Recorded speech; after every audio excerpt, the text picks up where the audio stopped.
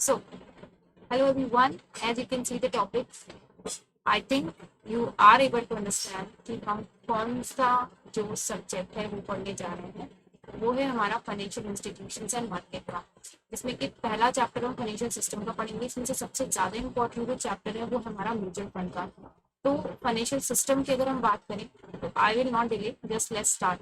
तो financial system की अगर हम बात करें तो फाइनेंशियल सिस्टम का मतलब होता है जिसमें चार चीजें मेजरली इन्वॉल्व होती हैं: financial instrument, financial market, financial institutions and financial services. Right, ये आप पहले से ही जानते होंगे. फाइनेंशियल इंस्ट्रूमेंट्स आपको पता है कि फाइनेंशियल इंस्ट्रूमेंट हमारे दो तरह के होते हैं. एक होता है हमारे कैपिटल मार्केट के इंस्ट्रूमेंट और एक हमारे होते हैं मनी मार्केट के इंस्ट्रूमेंट्स.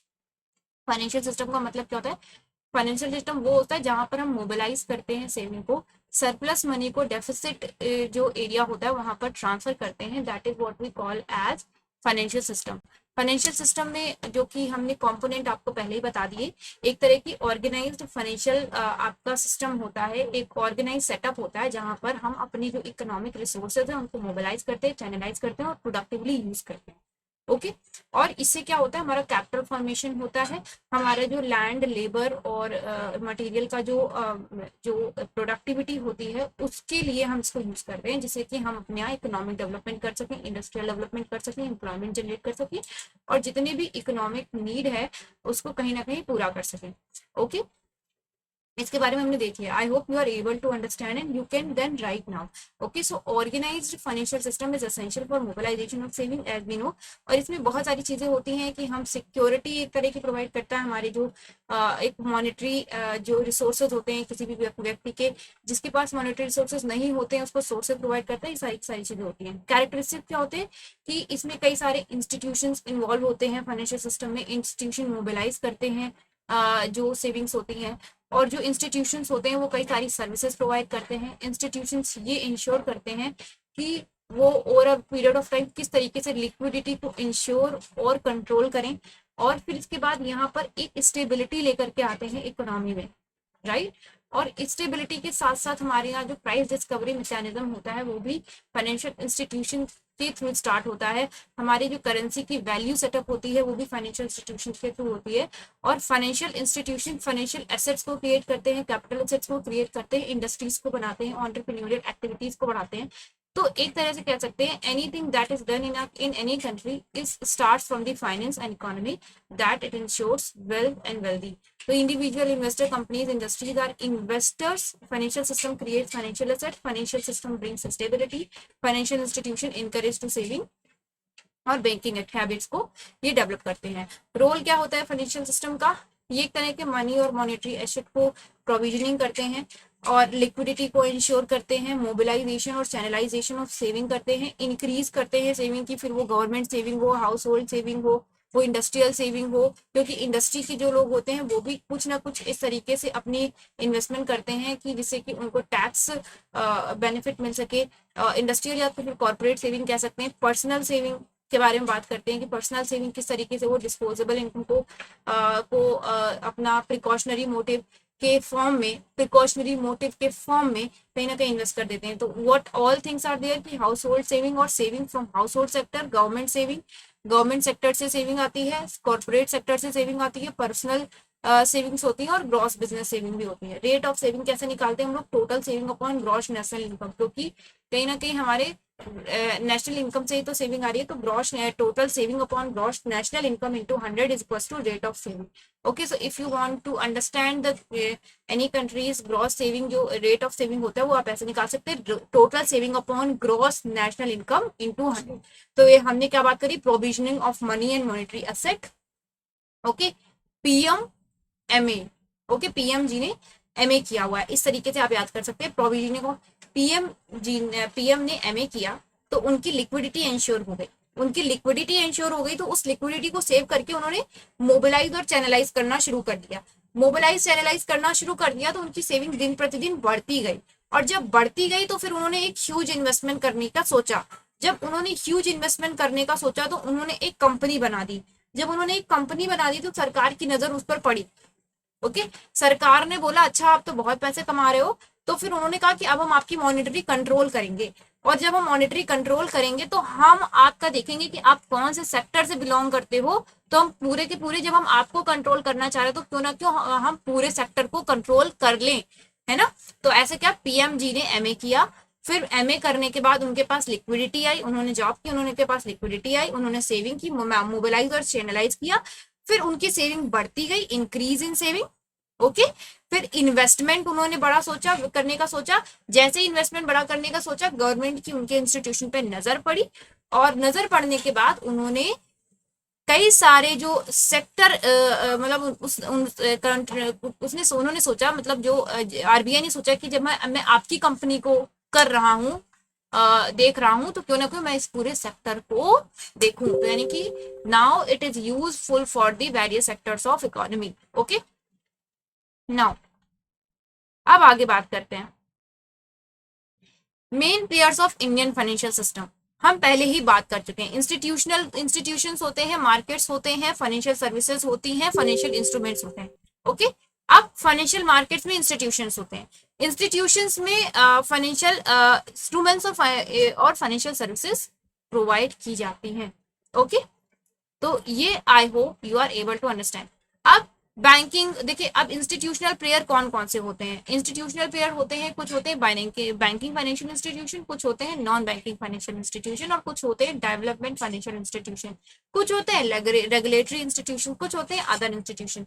तो कितनी तरह के इंस्टीट्यूशन हो गए, बैंकिंग, नॉन बैंकिंग, डेवलपमेंट और अदर, ओके, सॉरी रेगुलेटरी। तो ये चार हो गए, अपने समझ में आ गए, banking, non banking, development financial institutions, और फिर डेवलपमेंट फाइनेंशियल इंस्टीट्यूशंस के बाद हमारे आ गए regulatory institutions, okay. I hope you understand, just give me a moment.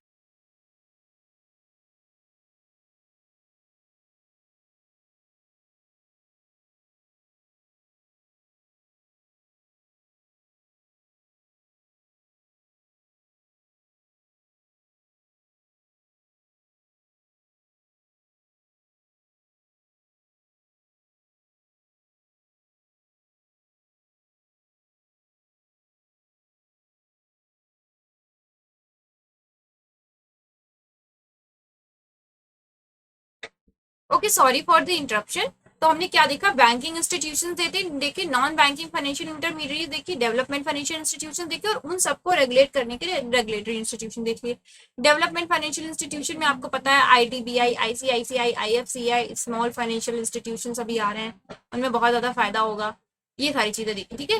Banking में I don't need to tell you anything, और बैंकिंग में आप एसबीआई और पीएनबी ये सब आप बता सकते हो, जितने भी शेड्यूल बैंक उनका नाम डाल दो, mutual fund, LIC, GIC, NHB, ये सब आप लिख सकते हैं, ठीक है। फाइनेंशियल मार्केट्स में क्या होता है, फाइनेंशियल मार्केट्स में आपके होते हैं गिल्ट एज मार्केट होते हैं, स्टॉक एक्सचेंजेस होते हैं, discount market, call money market, equity market, ये सारी की सारी आपकी अलग अलग फाइनेंशियल मार्केट्स आपको देखने को मिलती हैं, okay. So I hope you are able to understand what I am trying to make you understand and make you like remember. I think कि आप अभी यहाँ पे पढ़ के सारी चीजें याद कर लीजिए, ओके। फिर फाइनेंशियल सर्विसेज में कौन कौन सी होती हैं, क्रेडिट सर्विसेज होती हैं, क्रेडिट एडवांसिंग की सर्विसेज होती हैं, अंडर राइटिंग सर्विसेज होती हैं, कस्टोडियल सर्विसेज होती है, डिपॉजिटरी सर्विसेज होती हैं, credit rating factors, safe deposit vaults, credit cards, refinancing और deposit guarantee, managing capital issue, discounting, rediscounting, hire purchase, fund transfer, jobbers, ठीक है। एक बार फिर से, underwriting, brokerage, custodial service, underwriting, brokerage, custodial service होती है, depository services किसी को बताने की जरूरत नहीं, आपको पता है, डिपॉजिट आप भी करते होंगे या करती होंगी।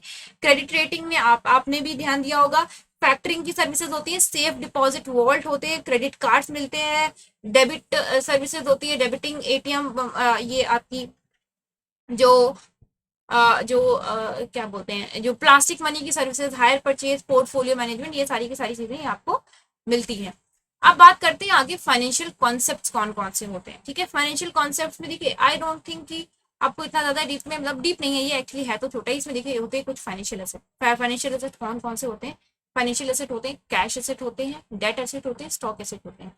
अब ये तीन हमारे किसके अंदर फॉल करते हैं, या तो ये मार्केटेबल होंगे या तो नॉन मार्केटेबल होंगे, इन तीनों में से ही डिफरेंट होगा कि कोई मार्केटेबल होंगे, कोई नॉन मार्केटेबल होंगे, ठीक है।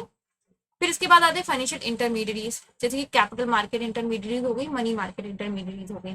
ओके, तो ये दो तरह की आपकी इंटरमीडिएट होती है। फाइनेंशियल मार्केट आपको पता है ऑर्गेनाइज मार्केट होती है, अनऑर्गेनाइज मार्केट होती है। कैपिटल मार्केट की आपकी बात करें तो कैपिटल मार्केट में आपको स्टॉक एक्सचेंज मिलते हैं, गवर्नमेंट सिक्योरिटी मार्केट होती है, इंडस्ट्रियल सिक्योरिटी मार्केट होती है, लॉन्ग टर्म लोन मार्केट होती है, ये सारी की सारी चीजें होती हैं। बॉम्बे हुआ क्या कि जो स्टॉक एक्सचेंज है regulated under the securities contracts act 1956। The BSE is principal stock exchange in India. BSE एक जो बॉम्बे स्टॉक एक्सचेंज है ये प्रिंसिपल स्टॉक एक्सचेंज है इंडिया में, ठीक है। और इन्हें किसमें जो जितने भी स्टॉक एक्सचेंज है जिन्हें रेगुलेट किया जाता है जिनकी सिक्योरिटीज को, वो कौन से एक्ट के अंदर रेगुलेट किया जाता है? कॉन्ट्रैक्ट रेगुलेशन एक्ट 1956 के अंदर इन्हें रेगुलेट किया जाता है। ओके, अब बात करते हैं कि डेवलपमेंट क्या क्या हुए हैं। तो भाई नेशनलाइजेशन किया गया है, ग्रोथ हुई है प्लानिंग पीरियड के टाइम पे।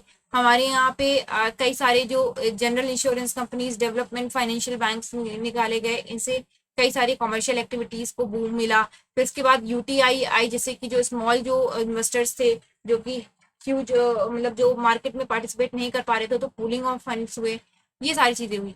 Okay, so this is not that important, so we can leave it. अब ये आ गया इंपॉर्टेंट कि फंक्शन क्या क्या होती है। तो देखिए, creation of new asset. Okay, तो वो हमने याद कर लिया था, पीएमजी ने एमए किया, फिर उनकी लिक्विडिटी बढ़ी, फिर उन्होंने सेविंग करना, चैनलाइज मोबिलाइज करना शुरू किया, फिर उनकी सेविंग बढ़ी, फिर उनकी सेविंग बढ़ी तो उन्होंने ह्यूज इन्वेस्टमेंट किया, ह्यूज इन्वेस्टमेंट किया तो आरबीआई ने देखा, आरबीआई ने वही monetary control, helps in monetary control. फिर मॉनेटरी कंट्रोल की बात आई तो फिर उन्होंने कहा अब मॉनेटरी कंट्रोल करें तो फिर आप ही के सेक्टर को करें, मतलब आप ही की कंपनी को करें, आपको पूरे सेक्टर को कर लेते। ओके, हमने वो ऐसे याद कर लिया। अब आती है functions of financial system in India की बात। तो creation of new asset, bringing stability in financial market, providing liquidity. अब देखिए, होता क्या है कि अब हम फाइनेंशियल सिस्टम है, तो फिर फाइनेंशियल सिस्टम होता किस लिए है? हम पैसे हमारे हाथ में होते हैं तो हम क्या करते हैं? हम उससे कुछ ना कुछ एसेट खरीदते हैं ना। हमारे पास पैसे होते हैं तो हम उससे कुछ ना कुछ एसेट खरीदते हैं। हमारा फंक्शन क्या होता है? मनी का फंक्शन होता है ट्रांजैक्शन करना। Okay, if we have money so we will transact it for some particular activity, ठीक है ना। तो हमने क्या किया कि क्रिएशन, हमारी जो मनी है उसने नया एसेट क्रिएट कर दिया। Okay, so finances, so function of financial system, that creation of new asset, because it is mobilizing money, it is channelizing money, it is investing in productive activities, and it is also assisting them then how to use it efficiently and effectively. Okay, फिर bringing stability, इससे क्या होगा कि इससे आपकी stability आएगी, bringing stability in financial market, providing liquidity, liquidity provide करती है, mobilisation of saving, price discovery process. Because यहाँ पर जब आप कोई एक लोन लेते हैं तो लोन लेते वक्त आप उसका इंटरेस्ट पे करते हैं, उसका इंटरेस्ट पे करते हैं तो फिर उसकी जो कॉस्ट होती है वो आप अपने प्रोडक्ट में लेकर के आते हैं। तो जो प्रोडक्ट की कॉस्ट होती है वो प्राइस इस तरीके से आप निकालते हैं, ठीक है। तो price discovery mechanism, providing liquidity, mobilisation of saving. आपने एसेट खरीदा था, आपने एसेट खरीद के आपने एक स्टेबिलिटी लेकर के आए थे कि हाँ अब मेरे पास एसेट है तो मैं प्रोडक्शन करूंगा, मैं प्रोडक्शन करूंगा तो मेरे हाथ में पैसा आएगा, फिर मैं उसको सेव करूंगा, फिर मैं उसको प्लग बैक करूंगा, है ना। मैं उसको प्लग बैक करूंगा, मैं उसका प्राइस ऐसा लगाऊंगा कि प्राइस ऐसा लगाऊंगा कि मेरा प्रॉफिट ज्यादा हो और उसका कॉस्ट कम से कम करता जाऊंगा। ओके, प्रॉफिट ज्यादा हो, बिक्री ज्यादा हो, और कई सारे अदर फंक्शन होते हैं। ओके, तो मोबिलाइजेशन और मोबिलाइजेस सेविंग, तो इस तरीके से हमने देख लिया। हमने पहले क्या पढ़ा था? हमने कैरेक्टर्स पढ़े थे, अभी हमने फंक्शंस पढ़े। There is no much difference, जैसा जिसका कैरेक्टर वैसे उसके काम, ठीक है। जैसा जिसका कैरेक्टर, जैसा जिसका रोल, वैसे उसके काम, इस तरीके से आपको याद रखना है। सो दैट, क्योंकि पीएम हमारे जो मोदी जी हैं वो क्या करते हैं, वो कई सारे अलग अलग रोल अदा करते हैं। तो ये जो पीएम जी की अगर कहीं बात आ जाए तो वहां पर हम रोल की बात कर सकते हैं कि रोल पढ़ा था, या फिर कैरेक्टर भी बोल सकते हैं। ओके, ये हमने देख लिया। वीकनेसेस क्या है? तो वीकनेसेस भी थोड़ा सा इंपॉर्टेंट हो जाता है, देख लेना एक बार कि आखिरकार दिक्कतें क्या है। तो देखिए, दिक्कत ये है कि हमारे यहाँ ज्यादा पार्टिसिपेशन नहीं है, हम लोग मार्केट ड्रिवन नहीं है, यहाँ पर मार्केट में ज्यादा लोग इन्वेस्ट नहीं करते हैं। कई सारे यहाँ पर कोऑर्डिनेशन की दिक्कत आती है, कोऑर्डिनेशन नहीं है, अभी भी बहुत ज्यादा मिसमैनेजमेंट देखा जाता है, इनसाइडर ट्रेडिंग देखी जाती है, इम्प्रूडेंट फाइनेंशियल प्रैक्टिसेस होती हैं। ये वैसे मैं कैपिटल मार्केट की बात करने लग गई थी, सॉरी। तो यहाँ पर एक ये है कि लैक ऑफ कोऑर्डिनेशन है, मोनोपोली है, इम्प्रूडेंट फाइनेंशियल प्रैक्टिसेस हैं अमंग कॉर्पोरेट कस्टमर्स, और फिर डोमिनेंस ऑफ डेवलपमेंट बैंक्स है। यहाँ पर इंडस्ट्रियल सेक्टर में डेवलपमेंट बैंक का ज्यादा हाथ है, क्योंकि कॉमर्शियल जो बैंक्स होते हैं वो कई बार इंटरप्रेन्योरियल एक्टिविटीज में हाथ नहीं लगाते। तो इस वजह से यहाँ पर डेवलपमेंट बैंक ज्यादा हेल्प करते हैं। तो कोऑर्डिनेशन नहीं है, मोनोपोली है। तो देखिए अब इतना, अब आप सोचेंगे मैं कैपिटल मार्केट की बात कर रही थी तो उसमें इंसाइडर ट्रेडिंग की बात आ गई थी। अब आप सोच रहे हो कि फाइनेंशियल मार्केट की जो मैं बात कर रही हूँ, तो फाइनेंशियल सिस्टम की बात कर रही हूँ। फाइनेंशियल सिस्टम एक बहुत बड़ा सिस्टम है, राइट। और जब फाइनेंशियल सिस्टम है तो उसमें छोटी मोटी चीजें तो होंगी नहीं, देयर आर सेवरल थिंग्स, तो वहां पर कोऑर्डिनेशन जरूरत पड़ती है, मोनोपोली है। और फिर उसके बाद financial practices among corporates, and the dominance of development banks in industrial financing, all this has to be maintained. So this I hope you remember, otherwise you will be able to find it out without any problem, क्योंकि monopoly तो यहाँ पर है ही। Imprudent financial practices होती हैं। कैसी financial practices होती हैं? क्योंकि यहाँ पर ट्रेडिशनल कॉन्सेप्ट्स को बहुत ज्यादा यूज किया जाता है, और bank have created imprudent financial practices, जैसे कि यहाँ पर क्रेडिट इतनी आसानी से नहीं मिलता है, बहुत टाइम टेकिंग प्रोसेस है ना। तो वो सारी इम्प्रूडेंट हो जाता है, जिसकी वजह से लोग ज्यादातर नहीं सोचते कि हमें इन्वेस्ट या फिर हमें यहाँ पर ध्यान देना चाहिए। आगे फंक्शन क्या है? Function creation of new asset हमने देखा, ब्रिंगिंग स्टेबिलिटी। आपने नई मशीन लेकर के आए, आपने काम शुरू किया, आपकी जो मार्केट है वो स्टेबल हो गई, आपकी फाइनेंशियल मार्केट स्टेबल हो गई। आपने पैसे जनरेट करना शुरू किए, फिर उसके बाद आपने पैसे आए तो आपने सेविंग करना शुरू कर दिया। जब आपने सेविंग करना शुरू कर दिया तो आपने देखा कि अच्छा अब मैं इसको बड़े स्केल पे ले जाना चाहता हूँ, तो आपने क्या किया कि अपना प्राइस डिसाइड किया, एक ऐसा प्राइस जिससे आप बहुत ज़्यादा सेल्स को सेल कर सको, और उसको इस स्केल को आपने बढ़ा दिया, और फिर अदर फंक्शंस आपने करने शुरू कर दिए। ओके, सो फिर से एक बार देख लेते हैं। Creating new asset, bringing stability in the market. Okay, फिर लिक्विडिटी आई आपके पास, फिर आपने सेविंग करी, फिर सेविंग करने के बाद आपने प्राइस डिस्कवरी, मतलब सेविंग करते हुए आपने प्लग बैक किया। देखिए सेविंग करते हैं तो जब आप सेविंग करने के बाद जब आप प्लग बैक करते हैं उसमें, तो आपको क्या होता है? आपको इकोनॉमीज ऑफ स्केल मिलता है, फिर आपके प्राइसेस कम हो जाते हैं, फिर प्राइसेस भी कम हो जाते हैं तो ज्यादा बिकता है, फिर लो कॉस्ट होती है। तो उस तरीके से other functions of the financial system.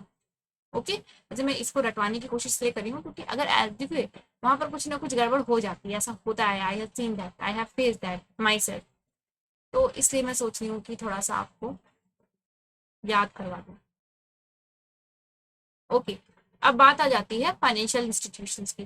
Financial institution का काम क्या होता है? वही मोबिलाइजेशन और transfer of the saving person who have surplus to deficit person. जिसके पास जब सरप्लस है उसके पास से डेफिसिट पर्सन के पास पैसे लेकर के चले जाना। फिर प्रमोशन ऑफ सेविंग ये लोग करते हैं, collection and allocation of users, फिर regulation of monitoring of processes. तो ये सारे काम करते हैं फाइनेंशियल इंस्टीट्यूशन में। हमने बताया था banking, non banking, development, regulatory और अदर इंस्टीट्यूशन। ठीक है, अभी आगे बात करते हैं फाइनेंशियल मार्केट। अब ये देखिए अदर इंस्टीट्यूशन में if you want you can see, otherwise ये 4 इंस्टीट्यूशन भी अगर आप लिख सकते हैं तो चल जाएगा था। ठीक है, क्योंकि कॉपरेटिव बैंक्स भी उसमें आते हैं। कॉपरेटिव बैंक्स ना ही कॉमर्शियल में आप डाल सकते हो, ना ही नॉन बैंकिंग में आप डाल सकते हो, क्योंकि उनको आरबीआई भी कंट्रोल करती है, सेंट्रल गवर्नमेंट भी कंट्रोल कर सकती है। तो इसलिए, और स्टेट गवर्नमेंट का भी इसमें कुछ स्टेक होता है, इसलिए हम लोग उनको नॉन बैंकिंग में भी नहीं डाल सकते हैं, क्योंकि उनमें डिपॉजिटरी भी सिस्टम होता है। ओके, फाइनेंशियल मार्केट की बात करें तो मनी मार्केट और कैपिटल मार्केट में हम लोग देख सकते हैं। फाइनेंशियल इंस्ट्रूमेंट हम देख सकते हैं कि कौन कौन से होते हैं। वी नो दैट कि फाइनेंशियल इंस्ट्रूमेंट कुछ इस तरीके के टूल्स एंड कुछ तरीके ऐसे financial instruments are the objects through which we utilise और we avail the financial services. इस तरह से हम देख सकते हैं फाइनेंशियल सर्विसेज। वी नो कि the particular utilities which are provided by the banks, the services provided by the bank are called financial services, simple। फिर बात आती है ऑब्जेक्टिव क्या होते हैं कि भाई पेमेंट प्रोवाइड पेमेंट सिस्टम दे देते हैं, और providing payment system, give money time value, offer products services to reduce financial risk, compensate risk taking, desirable objective. Financial system का एक बहुत बड़ा ऑब्जेक्टिव होता है, इसका इकोनॉमिक ऑब्जेक्टिव होता है सबसे बड़ा। फिर इसका इसका रेगुलेटरी ऑब्जेक्टिव होता है, इसके इन्फ्लेशनरी टारगेट्स होते हैं खुद के, और इसके अथॉरिटेटिव टारगेट होते हैं। वैसे तो अगर इस तरीके से आप करना चाहें कर लें, अदरवाइज आप इससे भी देख सकते हैं कि भाई फाइनेंशियल सिस्टम का मेन मकसद होता है कि हम लोगों को अच्छी फाइनेंशियल सर्विसेज दें, जैसे कि payment services, credit services, advancing services, credit ratings, और transparency in the financial system. Storage services हो गई, सिक्योरिटी सर्विसेज हो गई, स्टोरिंग और जो लॉकर सर्विसेज हो गई, ये सारी चीजें हम अच्छे से दें। हम इंफॉर्मेशन को अच्छे से प्रोवाइड करें, लोगों को फाइनेंशियल एक्टिविटीज में इन्वॉल्व करें, बैंकिंग हैबिट्स को बढ़ाएं, लोगों की मार्केट में इन्वॉल्व करें, लोगों के इन्वेस्टमेंट को मोबिलाइज करें, इन्वेस्टमेंट को मैग्नीट्यूड को उसको एम्पलीफाई करें, create maintain financial market, provide prices, indicate well investment performing, ये सारी सारी चीजें होती हैं, ठीक है। Okay, I hope you are able to understand. Characteristics of the Indian financial market, हमने फाइनेंशियल सिस्टम के बारे में पढ़ा था, रोल ऑफ फाइनेंशियल सिस्टम। देखिए, हम बात करेंगे कैरेक्टरिस्टिक्स की, तो related with all places where transaction are made in the financial asset. तो ये फाइनेंशियल मार्केट हर उस जगह को डिनोट करता है जहां पर हम लोग फाइनेंशियल ट्रांजैक्शन करते हैं। कई तरह की होती है, जैसे कि आपकी हो गई on the basis of organisation, on the basis of term. Organisation में ऑर्गेनाइज फाइनेंशियल मार्केट होती है, अनऑर्गेनाइज फाइनेंशियल मार्केट होती है, और on the basis of term short term और लॉन्ग टर्म।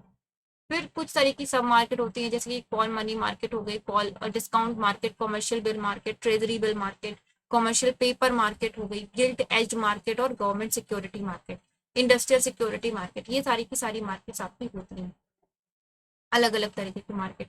कुछ इंस्ट्रूमेंट्स भी होते हैं, जैसे कि आपके ट्रेजरी बिल्स हो गए, आपके ये सारी की सारी चीजें आप ट्रेजरी बिल्स हो गए, कमर्शियल पेपर हो गए, सर्टिफिकेट ऑफ डिपॉजिट हो गए, सिक्योरिटीज में आपके शेयर्स, डिबेंचर्स, आपके शेयर वारंट्स, ये सारी की सारी चीजें। Equilibrium between demand supply of loanable fund, provision of liquidity and safety. और इसमें होता क्या है, लिमिटेशन क्या होती है इनकी फाइनेंशियल मार्केट में, कि भाई लिमिटेड रूल है, हमारे इंडिया में बहुत लिमिटेड रूल है फाइनेंशियल मार्केट्स का, यहाँ पर लोग ज्यादा इन्वेस्टमेंट नहीं करते। अनऑटोनोमसली मोबिलाइजेशन, क्योंकि यहाँ पर ऑटोनोमिटी नहीं है, रेगुलेटरी रेगुलेटरी प्रोविजंस काफी स्ट्रिक्ट हैं, जिसकी वजह से हमें यहाँ पर जो ऑटोनोमस स्टेटस देखने को नहीं मिलता। फिर इसके बाद आ जाती है कि कई अदर लिमिटेशंस होती हैं, जैसे कि ऑपरेशनल ऑब्स्टिकल्स होते हैं, इंस्टीट्यूशनल अरेंजमेंट में दिक्कतें हैं, ऑर्गेनाइजेशन में जो इशू ऑफ कैपिटल, इन सब चीज़ों में प्रॉब्लम्स आती हैं। क्लासिफिकेशन ऑफ हम करें तो फिर कुछ होती है ऑर्गेनाइज मार्केट, कुछ होती है अनऑर्गेनाइज मार्केट। अनऑर्गेनाइज में जो लोकल इंडिजिनियस मनी लेंडर्स होते हैं और इंडिजिनियस बैंकर्स होते हैं वो आते हैं। अदरवाइज ऑर्गेनाइज में मनी मार्केट, कैपिटल मार्केट होती है, जो हम आगे डील करेंगे। वेरियस इंस्ट्रूमेंट्स कौन कौन से होते हैं, treasury bill, commercial paper, certificate of deposits, government bond, equity shares, ये सारी की सारी चीज होती है। और इसमें आपको ये याद रखना पड़ेगा कि कॉमर्शियल पेपर्स का क्या रहता है, कॉमर्शियल पेपर में कितनी मतलब आपकी जो नेटवर्थ होनी चाहिए, इसमें कितने के आप फंड कर सकते हैं, ये सारी सारी चीजें आपको पता होनी चाहिए। और I am leaving it for now, उससे आगे बढ़ेंगे हम लोग। बेसिक ऑब्जेक्टिव ऑफ दी ये सब हम देख सकते हैं, फिर आगे मनी मार्केट की बात आ गई। मनी मार्केट में एक नाम याद रख लीजिए, जियोट्री क्रॉथर। जब भी आप लिखे तो जियोट्री क्रॉथर को कोट करके कोई भी डेफिनेशन लिख लेंगे, teacher will give you marks. वैसे तो ये इन्होंने बोला है कि मनी मार्केट एक कलेक्टिव नेम है given to various firms and institution that deal in various grades of near money. Okay, the collective name given to various firms and institutions that deal in various grades of near money. Okay, money market का क्या है कि यहाँ पर हम लोग financial asset से deal करते हैं, ट्रेड करते हैं, परचेज करते हैं, बाय करते हैं। ओके, और यहाँ पर मेन फंक्शन ये होता है कि यहाँ पर जो मेच्योरिटी पीरियड होता है उन जो फाइनेंशियल एसेट्स का, वो सिर्फ और सिर्फ अप टू 1 ईयर ही हो सकता है, इससे ज्यादा नहीं हो सकता। कैरेक्टरिस्टिक्स ये है कि ये एक शॉर्ट टर्म फाइनेंशियल एसेट से डील करने वाली मार्केट होती है। यहाँ पर इसमें इंडिविजुअल, इंस्टीट्यूशनल और इंटरमीडिएट मिलती हैं। ये कोई एक पर्टिकुलर प्लेस के बारे में बात नहीं करती है। यहाँ पर डायरेक्ट कॉन्टैक्ट जो होता है जरूरी नहीं होता है between the particular investor to the particular party. ठीक है, ये 1 ईयर की होती हैं, शॉर्ट टर्म के लिए होती हैं। इनकी bills of exchange, treasury bill, commercial paper, ये सारी चीजें डील जाती हैं और डील की जाती है। एक सिंगल होमोजेनियस मार्केट नहीं होती है। ऑफनली transaction place through oral communication और डिजिटल मीन्स। ठीक है, ये आप अपनी तरफ से ऐड कर सकते हैं, कर सकती हैं। और फिर money market deals in the financial asset which can be converted into cash really without problem. Okay, तो आप आसानी से कन्वर्ट कर सकते हैं। फंक्शन क्या होते हैं मनी मार्केट में, तो एक तरह का ये तो देखिए सिंपल सी चीज है, provide short term funds, right. फिर easy and cheap remittance facility होती है इसमें, क्योंकि यहाँ पर हमें जैसे कि लंदन मनी मार्केट हो गया, very advance in providing such facilities. तो आप बाहर की मनी मार्केट में भी आप इन्वेस्ट कर सकते हैं। Establishment of the equilibrium in demand and supply, suitable use of surplus fund, money market promote liquidity and safety, right. Here what happens कि यहाँ पर लिक्विडिटी और सेफ्टी आपको मिलती है। और क्योंकि यहाँ पर कई सारे आपके जो वेल नोन इंस्टीट्यूशंस होते हैं, जैसे कि आप ट्रेजरी बिल जो कि गवर्नमेंट के द्वारा इशू की जाती है, उसमें अगर आप लगाते हो पैसा, तो वो सर्टिफिकेट ऑफ डिपॉजिट में वो फाइनेंशियल इंस्टीट्यूशन जैसे एसबीआई हो गया, पीएनबी हो गया, या फिर कोई बड़े इंस्टीट्यूशन होते हैं एचडीएफसी, ये सारे के सारे लोग इशू करते हैं, तो ये सेफ होती हैं। तो लिक्विडिटी एंड सेफ्टी, पहली चीज तो शॉर्ट टर्म फंड्स होते हैं, easy and cheap remittance facility होती है, establishment of equilibrium in demand and supply, suitable use of surplus fund, money market promote liquidity and safety. Other functions of the money market जैसे कि rational allotment of resources, motivation to saving and investment, helps in to government by for providing short term funds, उनको भी short term fund मिलते हैं और monetary policy decide करने में बहुत हेल्प करती है। ऑब्जेक्टिव क्या होते हैं कि providing a parking place to employ short term surplus money, ठीक है, providing a reasonable return to users of short term funds, उनको मतलब सॉरी जो reasonable amount to users of short term funds. Okay, make available, ये यहाँ पर है और ये थोड़ा सा यहाँ से बाहर, make available room for overcoming short term deficit, short term deficit को ओवरकम करने के लिए, और enable central bank to influence and regulate liquidity. तो ये ओएमओ के थ्रू भी इसमें थोड़ा सा फर्क डाला जाता है। मनी मार्केट का इंपॉर्टेंस, सोर्स ऑफ फाइनेंसिंग होता है, development of capital market, okay, तो development of capital market depends upon existence of development of money market, okay. Then supply of short term fund, effective central bank control, profitable investment, आपकी investment profitable होती है, self sufficiency of commercial banks, help to government, help to central bank और other significant, जैसे कि monetary policy बनाने में, source of finance government, और ये सारी सारी इंटीग्रल पार्ट ऑफ इकोनॉमी। ये कैसे याद रखेंगे आप? तो देखिए, मनी मार्केट का क्या काम होता है, सिंपल सा काम है कि भाई वो फाइनेंस कर रहा है, राइट। तो पहले छोटा है, शॉर्ट टर्म है, छोटा है तो छोटे से बड़ा हो जाएगा, तो कैपिटल हो जाएगा, कैपिटल मार्केट बना देगा। तो source of financing, development of capital market, और कैपिटल मार्केट फिर supply of short term fund, effective central bank control, profitable investment, self sufficiency of commercial banks, help to government, help to central bank and other significance. तो this you need to remember, okay. तो मुझे नहीं लगता इसमें money market में ज्यादा, वैसे आप इस तरह से याद कर सकते हो कि गवर्नमेंट को क्या बेनिफिट है, कंपनी को क्या बेनिफिट है, और बैंक्स को क्या बेनिफिट है, और इन्वेस्टर्स को क्या बेनिफिट है। गवर्नमेंट को शॉर्ट टर्म फंड्स मिलते हैं, गवर्नमेंट कंट्रोल कर पाता है, लिक्विड कर पाती है लिक्विडिटी को, गवर्नमेंट उस इन्फ्लेशन को कंट्रोल कर पाती है थ्रू मनी मार्केट, गवर्नमेंट जो अपनी जो ऑपरेशनल एफिशिएंसी को इंश्योर कर पाती है किसी भी सेक्टर में, क्योंकि कई बार वो पैसे यहाँ से उठाती हैं। बैंक्स के लिए कॉल मनी मार्केट की होता है, वो सीआरआर जो रेगुलेटरी मेजर्स होते हैं उनको कर पाते हैं। बैंक्स मनी मार्केट के उससे बहुत सारे उनका इंटरेस्ट वो अर्न कर पाते हैं, तो इसलिए उनके लिए अर्निंग का सोर्स होता है। कंपनीज के लिए, कंपनीज को शॉर्ट टर्म फंड्स, कंपनीज जो बड़ी कंपनीज होती हैं वो उनके लिए ऑपरेशंस के लिए वो सर्टिफिकेट, कमर्शियल पेपर्स इशू करते हैं। तो इस तरीके से अगर आप लिखना चाहें तो लिख सकते हैं और लिख सकती हैं, अदरवाइज ये भी एक तरीका बहुत अच्छा है, ये दिखाया गया है, source of financing, development of capital market, supply of short term fund, effective central bank control, profitable investment, self sufficiency of commercial bank, help to government, और फिर हेल्प टू सेंट्रल बैंक और other significance, okay. So deal with it, otherwise मुझे तो इतना मतलब ऐसे line से याद रखना थोड़ा सा मुश्किल होता है कि कैसे याद रखें, ओके। तो आप गवर्नमेंट और उसके अकॉर्डिंग याद कर सकते हैं। ये कॉमर्शियल बैंक्स में इन्होंने बोला ना कि सिचुएशन ऑफ इमरजेंसी वो आसानी से कॉल मनी मार्केट से पैसे उठा सकते हैं, तो ये एक तरीका होता है। फिर उसके बाद आते हैं कॉल मनी मार्केट में। कॉल मनी मार्केट में क्या है कि कॉल मनी मार्केट की बहुत छोटे पीरियड के लिए होता है, एक दिन से दो हफ्तों के लिए होता है, 1 day to 2 week, highly liquid होता है। These market are associated with the presence of stock exchanges. The interest rate varies from day to day basis में और hour to hour basis में, सेंटर टू सेंटर बेसिस पे, day to day, hour to hour, centre to centre basis पे change होता है। ये repayable होता है डिमांड के टाइम पे, ठीक है। तो ये होता है, इसलिए कॉल मनी मार्केट कहते हैं। ये क्यों यूज किया जाता है? पहला, ये जो लिक्विडिटी मेंटेन करनी होती है आरबीआई के साथ, उसके लिए। फिर deal in stock exchange, stock exchange में आप डील करो। मेच्योर, जो मेच्योर बिल्ड को अगर अगर आपके हो जाते हैं तो उनकी आप मीट मेच्योर बिल्ड वो। फिर एक्टिवेट द कॉल मार्केट, फिर save interest on overdraft, advantage of call money market हम पढ़ेंगे।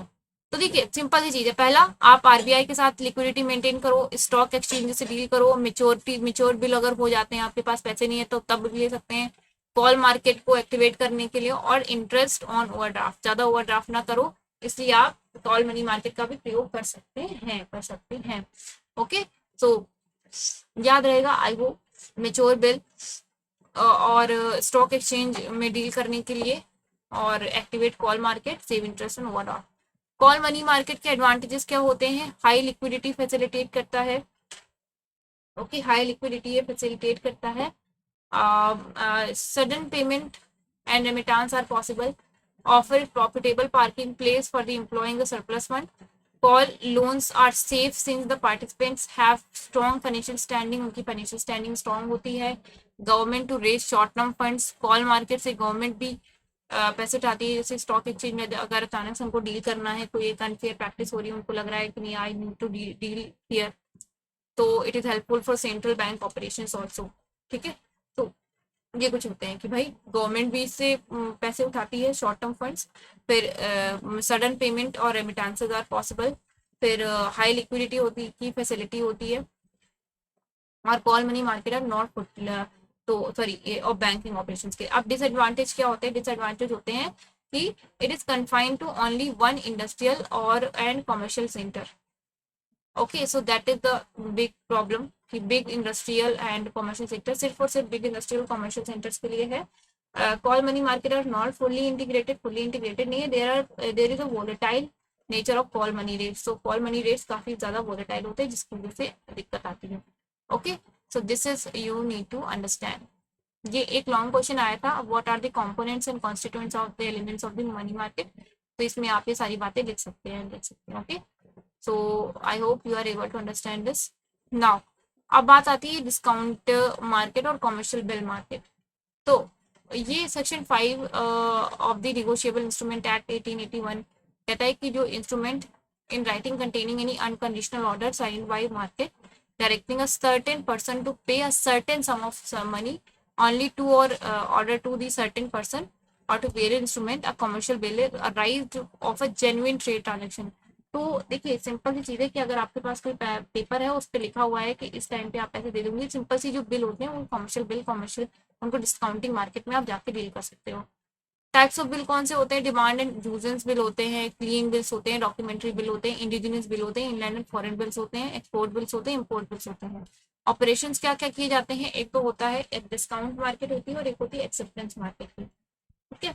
वो acceptance market I have discussed in a video, तो I will give the link, आप उस पर जाके देख सकते हैं। अदरवाइज ये हमारे इंडिया में नहीं होती एक्सेप्टेंस मार्केट। एक्सेप्टेंस मार्केट का ये काम होता है कि आपसे वो बिल लेंगे और जब टाइम हो जाएगा तो you your self can go and pay them money and collect that bill and और डिस्ट्रॉय दैट बिल ओवर, या फिर ऐसा कर सकते हैं, और they them self can destroy that bill what ever may be. तो इस तरह की एक्सेप्टेंस मार्केट होती है, otherwise it is not that important. Advantage क्या होते हैं? हाईली लिक्विड एसेट होती है, bills keep certainty of payment, it is negotiable asset and self liquidating, bill represent advance for the definite period for a definite period, and if bills are dishonored the legal remedy is simple, the central bank can easily influence the money market। ये सारी चीजें होती हैं। Okay, in this actually discounting वाला इतना कोई important नहीं है। Treasury bills important, treasury bill market इतनी इंपॉर्टेंट नहीं है। हाँ, आप ये देख सकते हो कि जो एड हॉक आपकी कितने दिन की होती है ट्रेजरी बिल मार्केट, होती है 91 डेज ट्रेजरी बिल्स, फिर होते हैं 182 डेज, और पीछे होते 364 days। ओके, तो दीज आर जो ट्रेजेबल मार्केट, दो ट्रेजेबल होते हैं वो दो तरह के होते हैं, एक होते हैं ऑर्डिनरी और रेगुलर, और दूसरे होते हैं ad hoc, called as ad hocs. Okay, ordinary और रेगुलर आपको पता है कि these are issued by the public और other financial institutions, they meet the central government short term requirements, these are freely marketable. तो शॉर्ट टर्म रिक्वायरमेंट्स को meet करते हैं वो। आरबीआई इशू करती है ट्रेजरी बिल को on behalf of government to meet temporary government deficit. Okay, so these are highly liquid, these are negotiable and the government promises to pay the specific amount, और ये discounted होते हैं। Okay, so investment treasury bill की merits ये हैं कि highly safe है, highly liquid है, और manage the funds effectively, financial managers manage the fund effectively. Treasury bills readily converted into cash, okay, can be readily converted into cash and other, जैसे कि hedging facility होती है, non inflationary monetary tool होता है, ये सारी facility. Treasury bill में क्या है कि रिटर्न ज्यादा नहीं होती है, एक्टिव ट्रेडिंग ट्रेजरी बिल्स में एडवर्स हो सकती है। ओके, एडवर्स प्रॉब्लम दे सकती है आपको।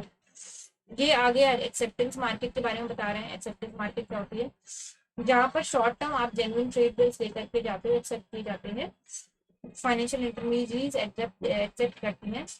इंडिया में कोई भी एक्सेप्टेंस हाउस नहीं है, लंदन में एक्सेप्टेंस हाउस होते हैं और वो स्पेशलिस्ट फर्म होते हैं।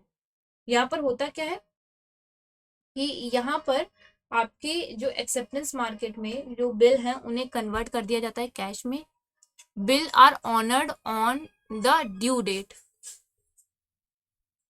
और जैसे कि अदर एडवांटेजेस जैसे कि self liquidating and negotiable asset होते हैं, सिंपल लीगल रेमेडी होती हैं, ये आप आसानी से कर सकते हैं। एब्सेंस रीडिस्काउंटिंग बिल और ये सारी absence secondary market absence acceptance service. वैसे एक्सेप्टेंस मार्केट इतना कुछ आया नहीं है, आई गूगल इट, तो मुझे इसके लिए कुछ ज़्यादा डेटा मिला नहीं। अब आगे बात कर लेते हैं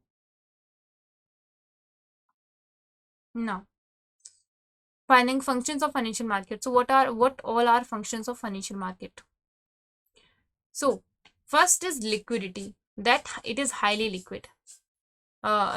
Okay, so liquidity होती है financial market. Functions of financial market we talked about कि फंक्शंस क्या होते हैं, रोल में हमने बात करी थी।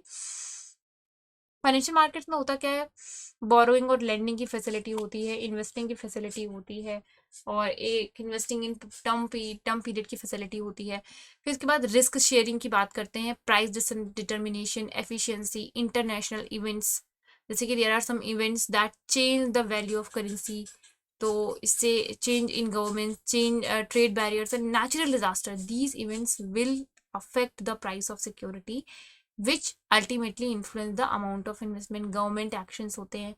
And okay just a moment, there is some difference, okay sorry मैं आगे पढ़ती चली गई थी। These are factors affecting the financial market. Okay, तो अभी हम बात करते हैं फंक्शन कौन से हैं कि लिक्विडिटी को मेंटेन करना, फिर बोरोइंग और लेंडिंग को मेंटेन करना, रिस्क शेयरिंग, प्राइस डिटर्मिनेशन और एफिशिएंसी, ये 5 फंक्शन होते हैं। Okay, so these are 5 functions. I am writing abbreviation and think of it. Okay, अब इसको थोड़ा सा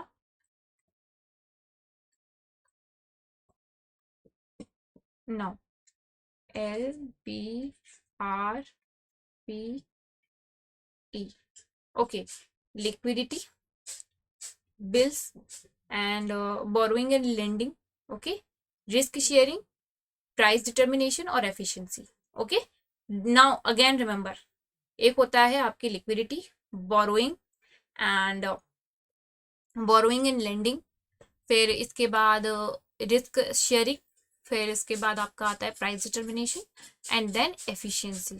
okay, so I hope you are able to understand. Now again I am reading it. So liquidity, LBRPE. Okay, liberalized party. Okay, liberalized party, LBRPE ऐसे बोल सकते हैं कि functions of money market. So liquidity, borrowing and lending, then risk sharing, and then P for price determination, and E for efficiency. Okay, So I hope you now can remember it.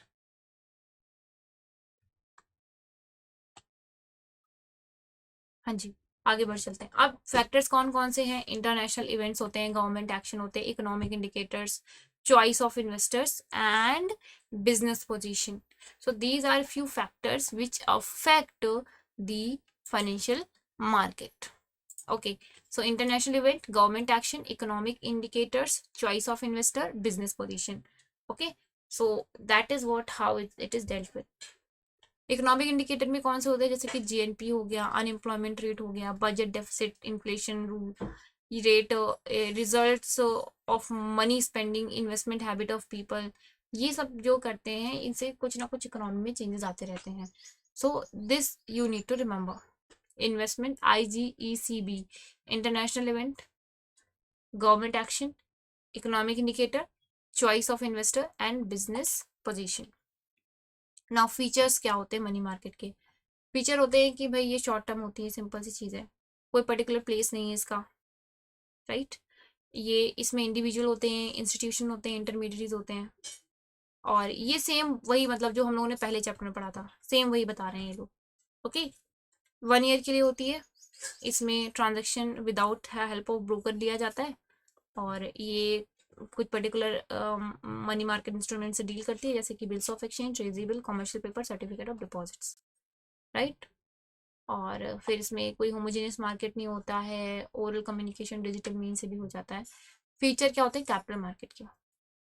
Features होते हैं कि भाई long term के लिए होता है, ये एक पर्टिकुलर प्लेस पे होता है, इसमें इंडिविजुअल, इंस्टीट्यूशन, इंटरमीडिएट और ब्रोकर्स भी इन्वॉल्व होते हैं. इसमें पर्सनल कांटेक्ट की ज़रूरत नहीं होती यहाँ पर, पर हाँ ये है कि यहाँ पर ब्रोकर्स इन्वॉल्व होते हैं. ये मार्केट 1 साल से ज़्यादा के लिए होती है, लॉन्ग टर्म के लिए होती है. इसमें शेयर्स, डिबेंचर, गवर्नमेंट बॉन्ड्स को डील किया जाता है. कैपिटल मार्केट में ट्रांजैक्शन ज़्यादातर कैपिटल क्रिएशन के लिए होती है. इनकी जो वैल्यू होती है पर शेयर थोड़ी कम होती है, पर मनी मार्केट में पर जो एक इंस्ट्रूमेंट की जो कीमत होती है वो काफ़ी ज़्यादा होती है. ये एक तरह की सिंगल होमोजेनियस मार्केट होती है. डेवलप्ड मनी मार्केट के क्या फीचर्स होते हैं? डेवलप्ड मनी मार्केट में सबसे पहला फीचर तो होगा कि वहाँ का बैंकिंग सिस्टम बहुत अच्छा ऑर्गेनाइज होगा. वहाँ पर जो निगोशिएबल इंस्ट्रूमेंट है वो एक्सेप्टेबल होंगे, लोग अवेलेबल उसको एक्सेप्ट भी करेंगे. फिर एग्जिस्टेंस ऑफ सेंट्रल बैंक होना चाहिए. सेंट्रल बैंक नहीं होगा तो फिर वो गाइड नहीं कर पाएगा, कंट्रोल नहीं कर पाएगा, फैसिलिटेट नहीं कर पाएगा, रेगुलेट नहीं कर पाएगा, और रेगुलेट नहीं कर पाएगा तो फिर मिसमैनेजमेंट ऑफ फंड होगा. और जैसे कि मनुष्य की प्रकृति होती है या फिर किसी भी जीव की प्रकृति लालची होती है, और वो फंड्स को देख करके लालच में आ करके सारी सारी चीज़ें प्रॉब्लम में आ जाएंगी. So what are the things कि पहली चीज़ तो ऑर्गेनाइज होना चाहिए, कंटिन्यूस अवेलेबिलिटी को, रेडली एक्सेप्टेबल नेगोशिएबल इंस्ट्रूमेंट्स होने चाहिए, जिससे कि हम नेगोशिएबल इंस्ट्रूमेंट्स का यूज़ करके चीज़ों को स्टेबलाइज कर पाएँ.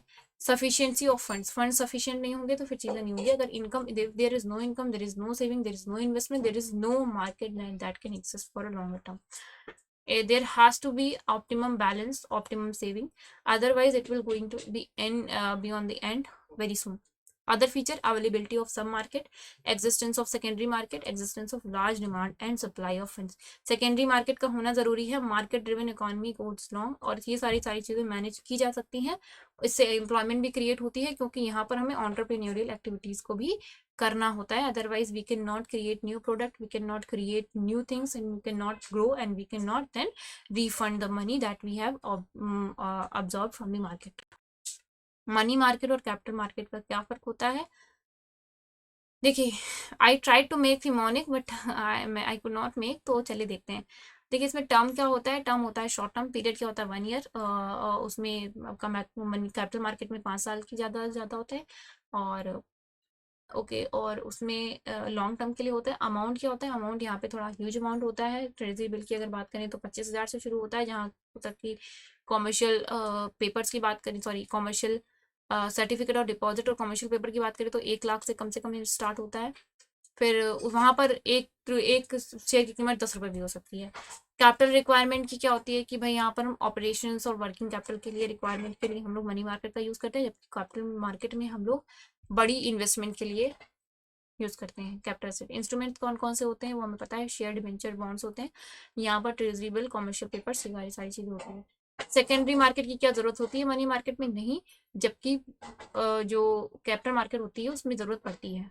मेजर इंस्ट्रूमेंट्स हम बता चुके हैं, treasury bill, com, certificate of deposit. 5 तरह के होते हैं majorly, treasury bill, certificate of depository, commercial paper, bills of exchange और कॉल मनी इंस्ट्रूमेंट जो भी होते हैं। ओके, फिर कैपिटल मार्केट में मेजर 3 होते हैं, शेयर, प्रेफरेंस शेयर और डिबेंचर्स, और या फिर शेयर वॉरेंट्स भी हम कह सकते हैं।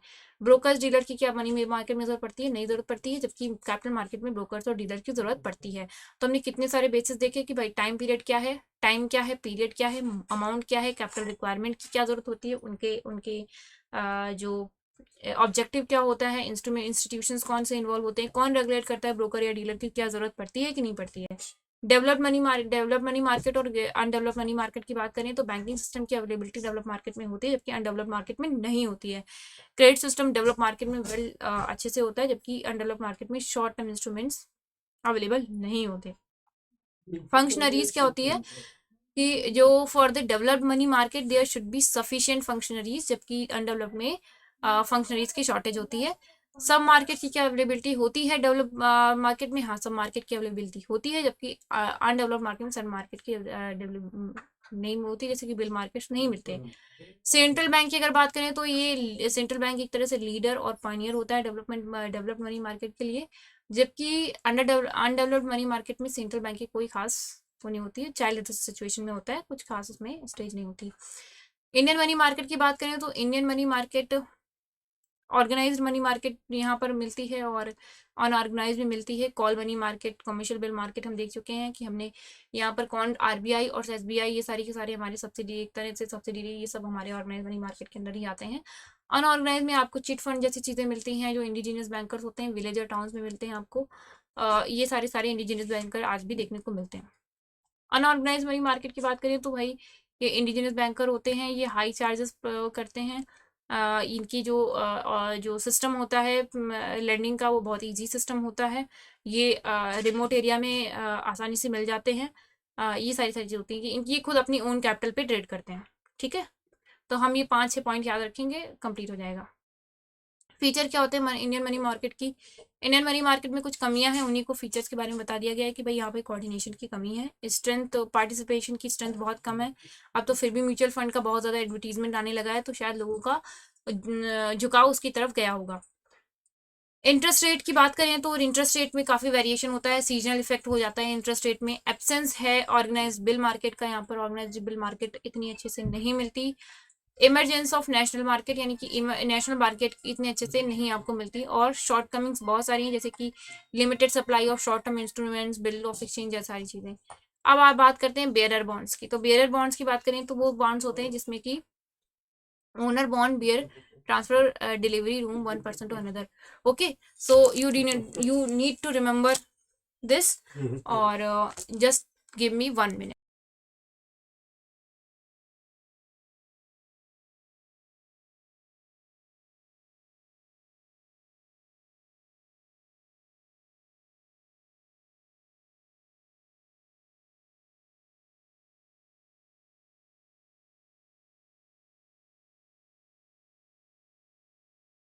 Okay, sorry for the interruption, important call came. Okay, तो देखिए बेयरर बॉन्ड में होते हैं कि भाई बेयरर बॉन्ड नाम से ही पता चल रहा है, मैं तो जल्दी जल्दी में पढ़ दिया था। बेयरर बॉन्ड वो बॉन्ड होते हैं कि जो जिसको होल्ड करेगा वो उसका हो जाएगा। ठीक है, तो सिंपल सी बात है कि bearer bonds are those bonds which of which the holder becomes owner of it. Okay, it certifies the bearer has the right to receive some specific rupees on the date of indicates in the accordance with the terms of particular loan. Printed coupons are attached with the bonds.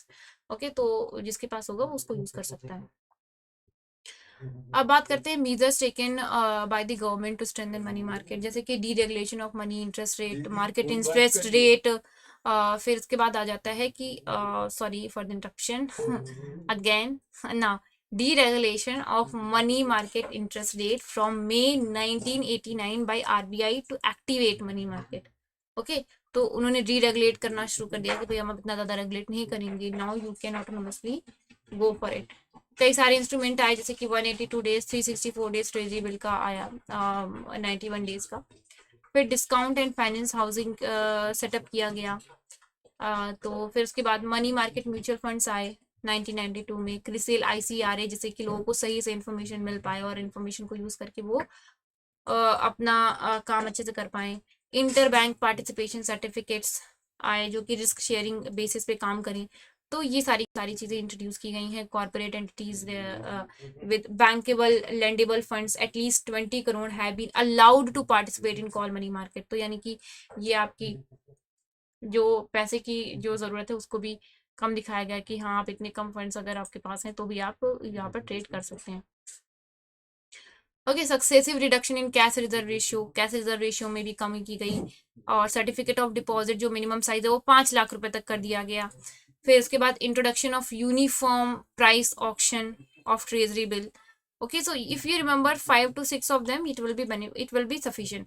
तो क्या क्या याद रख सकते हैं? तो पहला है कि भाई डीरेगुलेशन ऑफ मनी मार्केट 1989 में लाया गया। फिर उसके बाद कई सारे मार्केट इंस्ट्रूमेंट्स 91 डेज के बाद 182 डेज 364 डेज को भी लाया गया।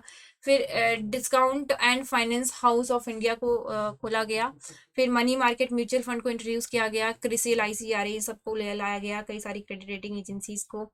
ओके, फिर इसके बाद आपकी इंटर बैंक पार्टिसिपेशन सर्टिफिकेट जिससे कि रिस्क शेयरिंग हो सके। कॉर्पोरेट एंटिटीज बैंक लेंडेबल और फंड्स एटलीस्ट 20 करोड़ अगर उनकी है तो फिर वो आराम से पार्टिसिपेट कर सकते हैं money market money and bill rediscounting market में। और फिर सीआरआर को भी कम किया गया। तो ये सारी सारी चीज़ें आप याद रख सकते हैं। ओके, नाउ रीसेंट ट्रेंड्स क्या है कि हमारे यहाँ अनऑर्गेनाइज मनी मार्केट इंटीग्रेट कर चुकी है ऑर्गेनाइज मनी मार्केट सेक्टर से कहीं ना कहीं। और फिर क्योंकि वो लोग भी कहीं ना कहीं से लोन उठाते हैं, फिर उस पर इंटरेस्ट देते हैं, फिर उसके बाद उसको पे करते हैं। तो कहीं ना कहीं वो एक तरह का अपना उन्होंने बिजनेस सेट किया हुआ, उस बिजनेस को वो चला रहे हैं, उस बिजनेस को मॉनिटर कर रही है कौन? बैंक। ऐसे कनेक्टेड है कहीं ना कहीं। Structure instrument some new innovation have been introduced. कई सारे न्यू इनोवेशन आए हैं। कॉल मार्केट को वाइडन किया गया है। एग्जेम्पशन फ्रॉम स्टैम्प ड्यूटी से एग्जेम्प्ट कर दिया गया है कई चीज़ों को। Constitution of credit rating agencies, promotion of bill centre, establishment of DFHI, setting of STCI. Mutual funds में इतना ज़्यादा जो उसको प्रमोट किया जा रहा है। सरकार ने कहा है कि आप ट्रेजरी बिल डायरेक्ट विंडो एक ओपन कर दिए कि आप डायरेक्ट वहाँ से ऑनलाइन ट्रेजरी बिल्स को परचेज और सेल कर सकते हैं। तो ये सारी सारी चीज़ें आपके पक्ष में है कि आपको ये सारी चीज़ें करी गई हैं। मनी मार्केट इंस्ट्रूमेंट्स कौन कौन से होते हैं? अब आ जाती है मनी मार्केट इंस्ट्रूमेंट्स के बारे में बात।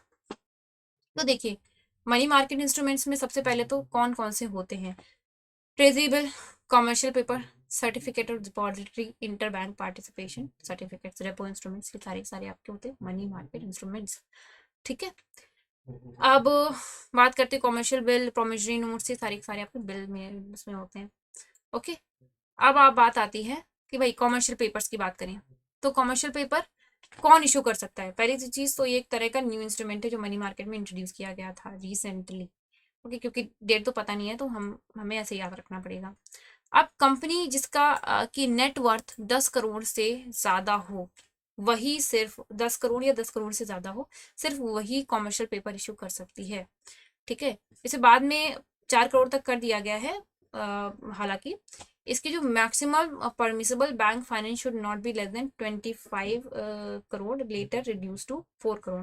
जो परमिसेबल बैंक फाइनेंस जो इसने करवाया हो वो 25 करोड़ से ज़्यादा नहीं होना चाहिए। फिर उसको भी 4 करोड़ कर दिया गया कि हाँ आप 4 करोड़ बैंक से आप अगर है तो ठीक है। तो ठीक, ओके, बैंक फाइनेंस का मतलब हाँ अपने लोन के बारे में बात करी जा रही है। ठीक है, अब इसकी जो अनसिक्योर्ड प्राइमरी, एक तरह का ये अनसिक्योर्ड प्रोमिसरी नोट होता है। ये इशू किया जाता है फिक्स मेच्योरिटी डेट के लिए। और इसकी जो मेच्योरिटी पीरियड होता है वो 4 to 1 ईयर होता है। ये लिखा हुआ है 4 to 1 year.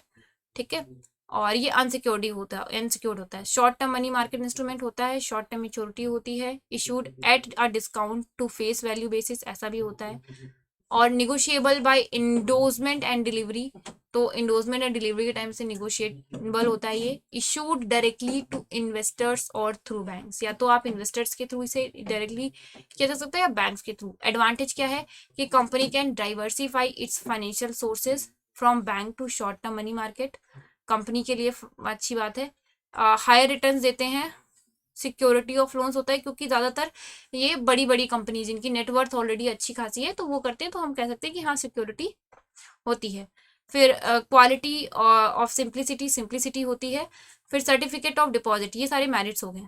Okay, I hope आपको याद रहेंगे, कैन एक्वायर प्लेस और more favourable position, the company can acquire place of more favourable position.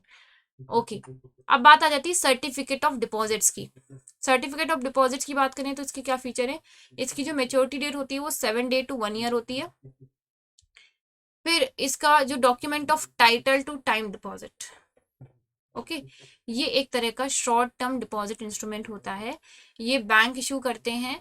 इनका क्या होता है कि इनको raise large sum of money, इनको लार्ज सम ऑफ मनी होता है। और कई बार तो ऐसा होता है, कुछ बैंक्स होते हैं कि एक आप एक ऐसा बैंक अकाउंट खोलिए जिसमें कि किसी एक पर्टिकुलर अमाउंट के बाद अगर ये अपने आप फिक्स डिपॉजिट में कन्वर्ट हो जाता है। तो आई थिंक जो फिक्स डिपॉजिट में कन्वर्ट होने वाला सिस्टम है वो भी इसी तरीके से इसी फॉर्म में करता होगा। ओके, फिर इसके बाद आता है आ जाती है बात कि bearer certificate and negotiable in market, unsecured negotiable pro note issued at discount to nominal value. तो ये भी डिस्काउंट पे इशू किया जाता है, कॉमर्शियल पेपर्स को भी डिस्काउंट में इशू किया जाता है। और against deposit kept by individual, okay, जो इंडिविजुअल कंपनीज एंड इंस्टीट्यूशंस, तो जो डिपॉजिट है वो कंपनी, इंडिविजुअल या इंस्टीट्यूशन भी कीप कर सकते हैं। मार्केटेबल आफ्टर 15 डेज, आपके कुछ विदाउट ग्रेस डेज कुछ होते हैं, 15 डेज के बाद आप उसे मार्केटेबल मतलब बेच सकते हो आप। स्टैम्प ड्यूटी इस पे लगती है, ठीक है, कॉमर्शियल पेपर पे स्टैम्प ड्यूटी नहीं लगती। फिर इसके बाद टेन्यूर क्या होता है, 91 डेज टू 1 ईयर। वैसे तो मैंने इसका पढ़ा है अपनी बुक में, तो उसमें 7 डेज टू 1 ईयर लिखा, इसमें 91 डेज टू 1 ईयर लिखा हुआ है, तो देयर इज कन्फ्लिक्ट। आप कुछ भी लिख सकते हो, 91 डेज से 1 ईयर लिख सकते हो या फिर 7 डेज टू 1 ईयर लिख सकते हो। feasibility of introducing certificate of deposit in India was examined by Tambe Working Group in 1982 on the recommendation of the Waghul Committee. RBI formulated a scheme in June 1989। तो काफी समय से चल रहा है। 1982 में बोला गया था कि भाई तांबे वर्किंग ग्रुप ने बोला था कि भाई तांबे वर्किंग ग्रुप 1982 भाई खोलो इसको, निकालो इसको। मैंने कहा ठीक है भाई, वघुल कमेटी कह रही है तो हमें मानना ही पड़ेगा। ओके, एडवांटेजेस क्या है, मोस्ट कन्वीनियंट इंस्ट्रूमेंट है डिपॉजिटर्स के लिए, हाई रिटर्न देता है शॉर्ट टर्म सरप्लस में, मैक्सिमम लिक्विडिटी होती है इसकी, काफ़ी अच्छी लिक्विडिटी होती है, मतलब 15 दिन के बाद आप, क्योंकि इसको मार्केटेबल होता है। Vehicle to raise resources for issuing bank and deal instrument for banks with short term surplus fund to invest and attractive rates, अच्छे खासे अट्रैक्टिव रेट्स एक शॉर्ट टर्म में आप कर सकते हो। ड्रॉबैक क्या है कि जो certificate of discount are subject to stamp duty, stamp duty की दिक्कत है। वैसे मुझे ऐसा लगता है कि स्टैम्प ड्यूटी अब हटा दी गई है, पर मे बी शायद नहीं हटा, भी हटाएगी, वो चेक कर लेंगे। There is need for developing secondary market for series, क्योंकि हम इसे मार्केटेबल कहाँ पे करें, ये बात बड़ी बात है, क्योंकि 15 दिन के बाद आपने बोल दी, लेकिन हम बेचे कहाँ पर। It requires lock in period of 45 days, इसमें 45 डेज दिखा रहा है, ऊपर 15 डेज दिखा रहे हैं, तो भाई बड़ा ही गलत बात है। चलिए फिलहाल देखते हैं इंटर बैंक पार्टिसिपेशन सर्टिफिकेट क्या होते हैं। देखिए, आरबीआई ने अनाउंस की थी 1988 में एक scheme. It is line with the recommendation made by the working group on money market, वो एक वर्किंग ग्रुप था मनी मार्केट में, उन्होंने बोला। अब क्या है कि जो इंटर बैंक पार्टिसिपेशन सर्टिफिकेट होता है ये प्रोवाइड करते हैं additional instrument for even out short term liquidity. तो शॉर्ट टर्म लिक्विडिटी के लिए अगर आउट मतलब आपके पास पैसे नहीं है तो फिर आप यूज कर सकते हैं इंटर बैंक पार्टिसिपेशन सर्टिफिकेट की। आरबीआई ने कुछ गाइडलाइंस दी थी कि भाई this scheme is confined to scheduled commercial bank, सिर्फ शेड्यूल्ड कमर्शियल बैंक के लिए है। पीरियड क्या है पार्टिसिपेशन का, 91 डेज और maximum 180 days. Participation are 2 types, with risk, without risk. Bank are permitted to issue participation under with risk nomenclature. Okay, आपको with risk nomenclature में भी आप कर सकते हो। फिर बात आती है it provides access to fund against advance, और it facilitates bank to build up and earn more on their asset over period, तो वो ज़्यादा आप असेट अर्न कर सकते हैं। रेपो इंस्ट्रूमेंट की बात करें तो रेपो इंस्ट्रूमेंट एक तरह का रीपर्चेज है। The borrower parts with securities to the lender with an arrangement to repurchase at an end of fix period of specified, तो जो बोरोवर होते हैं parts with the securities to the lender, जो भी लेंडर होते हैं, with an arrangement, एक arrangement करते हैं कि भाई एक पर्टिकुलर फिक्स पीरियड के बाद हम आपका ये परचेज कर लेंगे, हम अभी आपसे पैसे ले रहे हैं, फिर हम आपके पास से परचेज कर लेंगे, ठीक है। रेपो इंस्ट्रूमेंट इन्हें कहते हैं। जो borrower will repurchase the securities after some time, variation between the purchase price and original price is cost of the borrower, तो एक परचेज प्राइस, इसमें भी कोई इंटरेस्ट आई होप नहीं मिलता है आई थिंक, क्योंकि इसमें इंटरेस्ट की कोई बात लिखी नहीं हुई है, ना ही सर्टिफिकेट डिपॉजिट में, ना कॉमर्शियल पेपर्स में, ना ट्रेजरी बिल में, सब में डिस्काउंट में इशू किया जाता है एक लाइन पे। ऑब्जेक्टिव क्या है कि भाई manipulate short term interest rate, manage liquidity levels, वही सेम केस है। अब रीसेंट डेवलपमेंट्स क्या है, तो देखिए इसमें क्या है कि इसमें पूछा गया objectives and importance of Indian money market, जो कि हम पहले ही बात कर चुके हैं, और कौन कौन से इंस्ट्रूमेंट्स है वो आप बता ही सकते हैं। अब बात करते हैं गिव द रीसेंट डेवलपमेंट्स। तो रीसेंट डेवलपमेंट्स में क्या है, मैंने बताया था आपको कि भाई अनऑर्गेनाइज मनी मार्केट भी ने इंटीग्रेट कर लिया है। Structure and instruments, the structure in the structure instrument some new innovation have been introduce, कुछ नए इनोवेशन आए हैं स्ट्रक्चर इंस्ट्रूमेंट्स में। फिर एग्जाम्पशन फ्रॉम स्टैम्प ड्यूटी, इसमें बोल रहे हैं एग्जाम्पशन ऑफ स्टैम्प ड्यूटी, और ऊपर बोल रहे हैं स्टैम्प ड्यूटी, आप अच्छे जरा प्लीज आप चेक कर लीजिएगा इसे, because there is some confusion and I hope you will check it. Indian money market offers full scope of play for the play of market forces in the determination of interest rates. तो interest rate में काफ़ी ये play करते हैं। फिर development जैसे कि constitution of credit agency, bill centres को प्रमोट किया गया है, DFHI हाउसिंग इंस्टीट्यूशन खोला गया है। फिर कॉल मनी मार्केट क्या होती है, call loans are useful for commercial banks because of these can be converted into cash at any time. Call money provides an institutional arrangement which serves this purpose through brokers.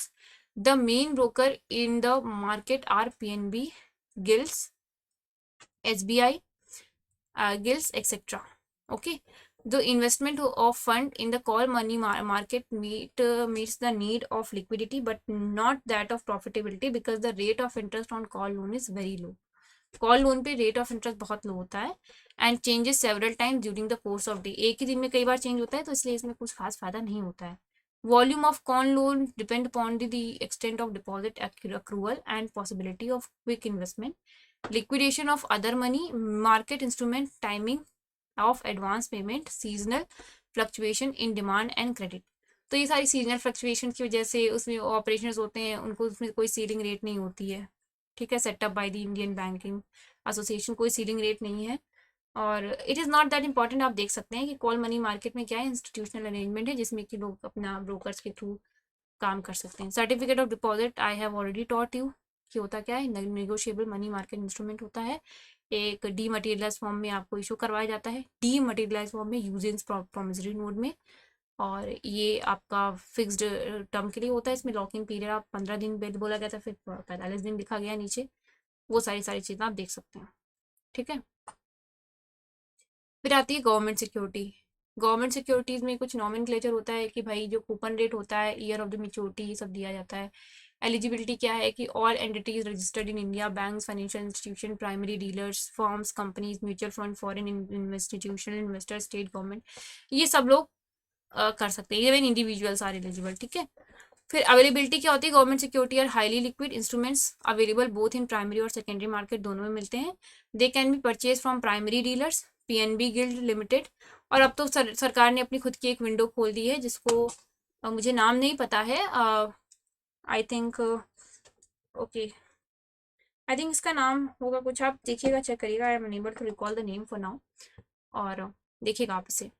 Minimum amount क्या होता है, जो RBI regulation government dated security जो can be purchase for the minimum amount of 10,000 only. Treasury bill can be purchase for the minimum amount of 25,000। अगर कोई other government security है तो वो कम से कम 10,000, ट्रेजरी बिल 25,000, ठीक है। And in multiple there of the state security can be purchase for the minimum amount 1,000। अगर state government की सिक्योरिटी है तो 1,000 की। Form of issuance of government security, banks, primary dealer, financial institution have been allowed to hold these securities with public debt office and Reserve Bank of India is dematerialized form। ये सारी की सारी जो government security हैं, ये सारे के सारे लोग होल्ड कर सकते हैं इन डीमटेरियलाइज फॉर्म। डीमटेरियलाइज फॉर्म से मतलब ये है कि ये एक इलेक्ट्रॉनिक पोर्टल पे होंगी। इलेक्ट्रॉनिक पोर्टल पे एक आपका इलेक्ट्रॉनिक अकाउंट होगा, जैसे कि आपके डीमैट अकाउंट होता है, वहां पर सारी की सारी सिक्योरिटी आपकी स्टोर होंगी। If you want you can print that out, otherwise आपका सारा का सारा इलेक्ट्रॉनिक फॉर्म में होगा। रीपेमेंट क्या होता है, government security are repayment at par on the expiry of the tenure. Different repayment method होते हैं, जैसे कि SGL अकाउंट होल्डर होते हैं, maturity p proceeds would be credited to their current account with the Reserve Bank of India. For gilt account holder जो होते हैं, the bank primary dealer would pay the guild account holder. For entities having demat account with NSDL, the maturity proceed will be collected by the DPs जो development होते हैं on their turn. तो ये मतलब देखिए कोई SGL अकाउंट होता है, कोई गिल्ड अकाउंट होल्डर होता है, कोई जो आपके डीमेट अकाउंट होल्डर होता है, जो भी होता है, मतलब SGL है, गिल्ड अकाउंट होल्डर है, जो सब उसमें आपका क्रेडिट हो जाता है। Day count government dated security, state government security, the day count is 360 days for the period of 30 days of every completed month. However for treasury bill 360 days for the year, for a year. अब DFHI की बात आ गई। I don't think it is that important, तो DFHI I am leaving. Okay, अब बात आती है capital market की। ओके